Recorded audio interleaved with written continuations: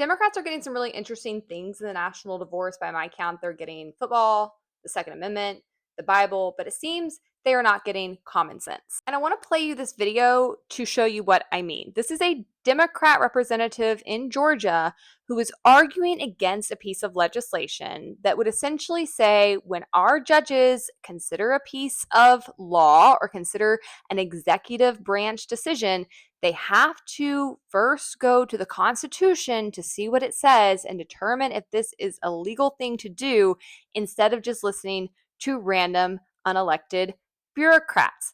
This is bonkers to me. If you've been following the Trump administration over the past year, then you'll know the vast majority of things that he's gotten away with have been done not through him, but through agencies, through unelected bureaucrats. And so if you have a law on the books that says when judges are considering a law, they have to consider what the agencies say about it versus what the Constitution says about it, I think you could guess where that's going to end up most of the time. And it's not going to be good for the American people. And it's certainly not going to be good for the party that's not currently in power. I rise in opposition to HB 1247. No one that gets up here today is going to argue that the three branches of government should be separate.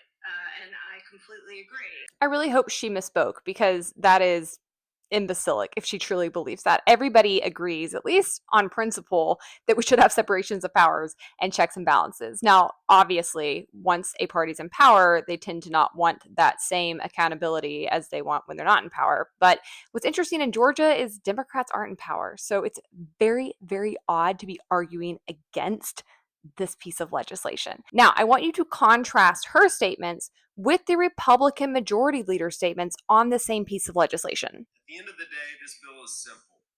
Georgia laws should mean what the people's representatives passed and not what an agency has interpreted it to mean. The party that runs around talking about democracy is a joke. You can't talk about democracy and then argue against laws that would say the people who are elected to represent the constituents make the laws and then the judges evaluate those laws based on the Constitution. If you stand against that, you stand against every element of democracy that's in our system. It is absolutely wild. I am so thankful to see that at least at the state and local level, the GOP is still standing for common sense and for the rule of law. And for others who are politically homeless like me, I think this is just an important reminder that the Democrats are not coming to save us.